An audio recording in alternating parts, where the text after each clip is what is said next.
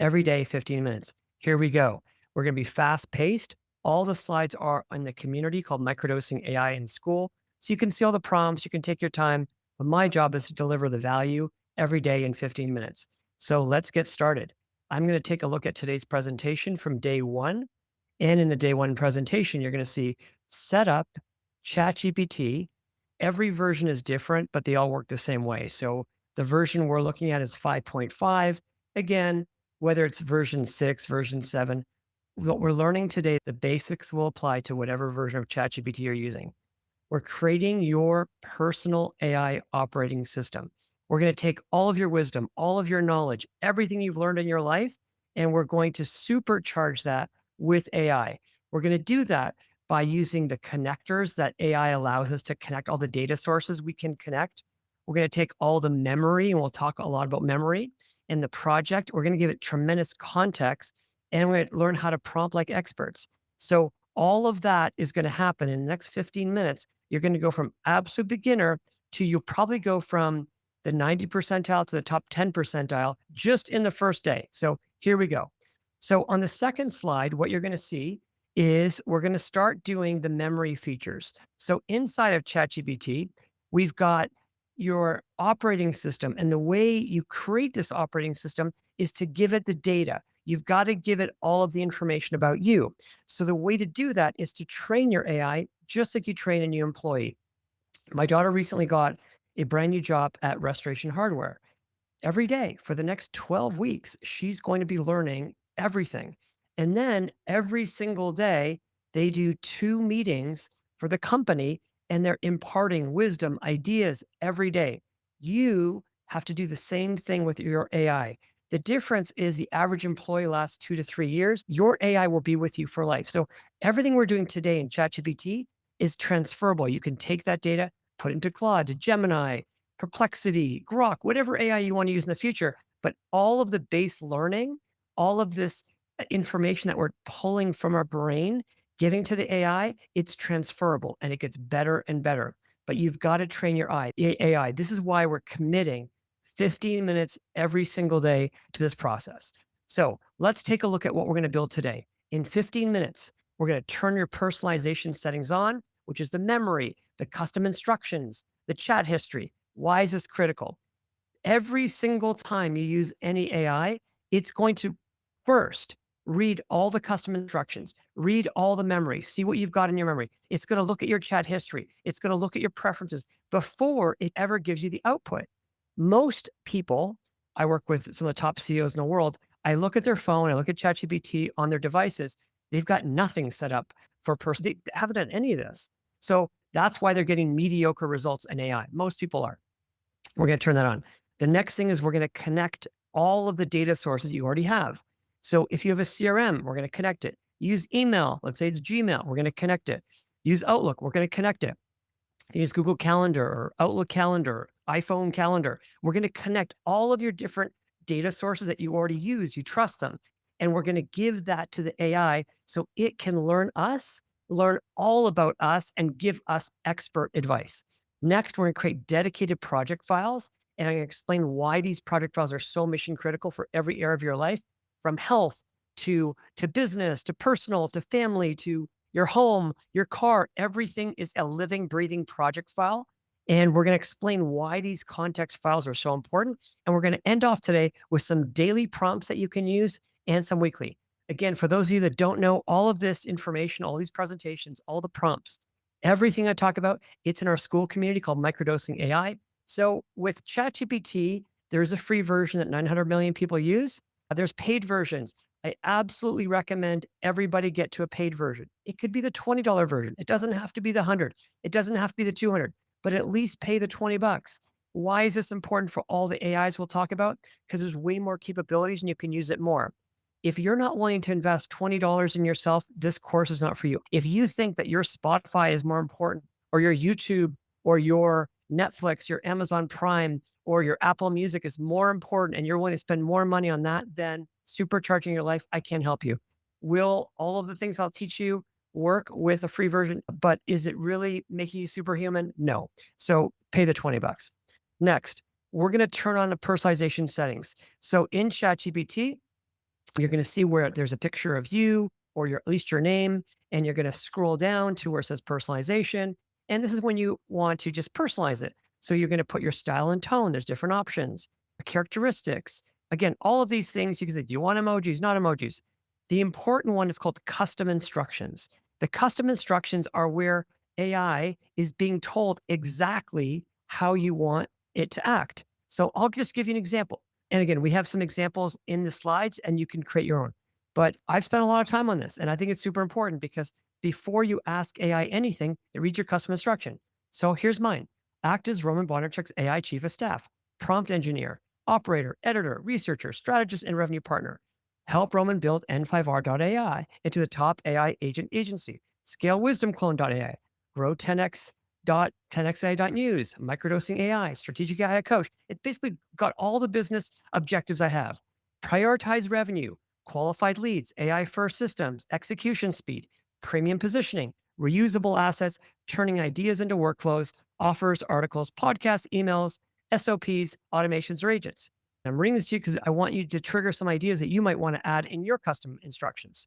Use Roman's voice, confident, direct, premium, urgent, strategic, factual, punchy, no fluff, no generic AI language, no passive voice or weak words unless needed. Talks about pricing. When Roman gives a rough prompt, deconstruct his intent, diagnose the gaps, add expert framing, then deliver a paste ready prompt. If he asks only for a prompt, output only the prompt. Do not hallucinate. Verify current facts, stats, pricing, tools, legal claims, market data when accuracy matters. Do not hallucinate. They've got to verify all this stuff. Default, direct answer, highest ROI move, steps, tools, revenue, impact, risk. The reason I read this to you is you have to customize your AI instructions because it's about you and how you want it to be your co-founder, your partner. It becomes your new attorney. It becomes your best friend, your therapist. These custom instructions, I wrote them with AI. So I went to ChatGPT and I said, hey, here's what I'm thinking. Can you output this for a ChatGPT? I think it's about 1,500 characters. What I learned is it's about 1,350 and it fills up. But I went back and forth many, many times. It's super important because every time you give an AI command, it's going to read these instructions first. Next, you want to give it your occupation. Be as detailed as possible. It can only help you if you're hyper specific. Next, more about you.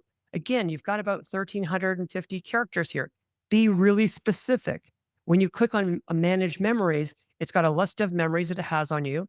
Some of them could be outdated, delete them. Some of them could be nonsense, delete those ones. Keep only the ones that are relevant and current because every time you give your AI a prompt, it's going to read all these saved memories. Make sure it's accurate. You do not want to feed your AI with misinformation. So this is how you personalize your AI. And it's crazy important because everything you ever do with your AI is going to be based on your custom instructions, based on your memories, based on all the personalization profiles that you've done. Super important. Next, I've also given a slide here of one. This is just a high value instruction prompt.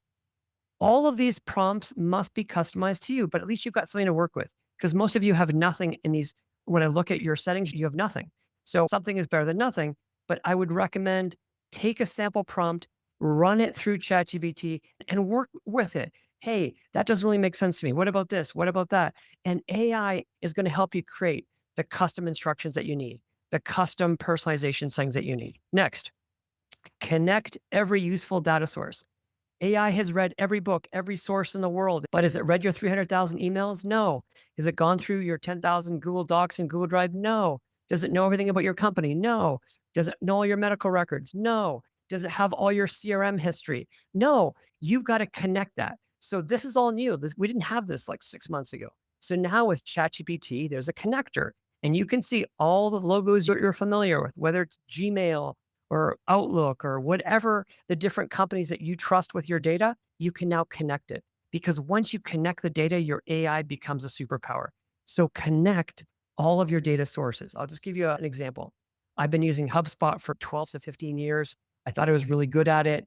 Here's what I found out. Even after all the courses and certifications I had in HubSpot, I was literally using 1% of its capability.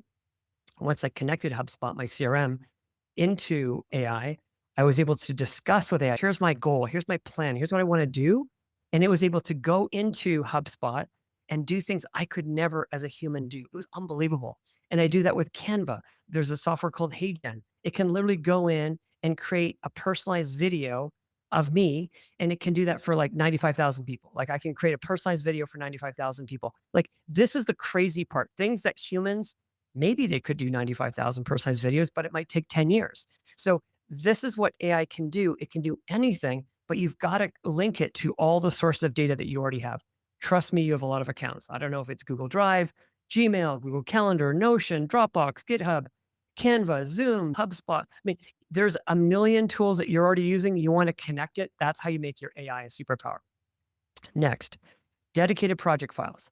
So you've given it standard instructions. Here's how I want you to operate. Give me the truth, verify everything you're going to give me. Don't hallucinate.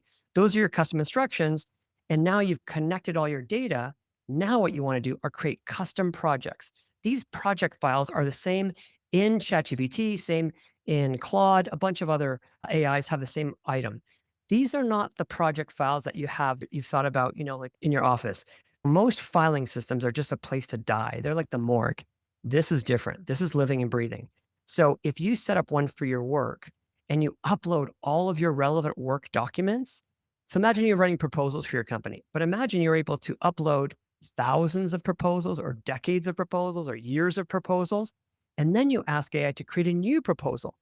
It not only has understood and digested all of your old ones, it's going to use best practices. You could say, okay, I think Alex Hermosi is a great business coach. Let's assume Alex Hermosi was coaching us. How would he create the world's best proposal for our company?